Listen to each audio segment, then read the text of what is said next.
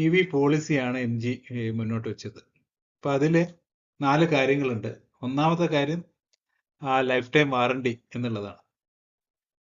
ഇപ്പൊ ശരിക്കും പറഞ്ഞാൽ ഒരു ലൈഫ് ടൈം വാറണ്ടി ബാറ്ററിക്ക് എല്ലാ EV മാനുഫാക്ചേഴ്സും നമുക്ക് തരേണ്ടതാണ്.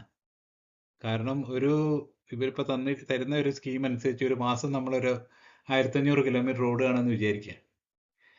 അങ്ങനെയാണെങ്കിൽ ഒരു വർഷം നമ്മളൊരു 18,000 കിലോമീറ്റർ, ഒരു 10 വർഷം കൊണ്ട് 1,80,000 കിലോമീറ്റർ, 10 വർഷം കൊണ്ട് അത്രയും ഒരു ഇതിലാണ് ഒരു ആവറേജ് യൂസർ, ഒരുപാട് ഓടുന്ന ആളല്ല ഓടുക എന്നുള്ളത്.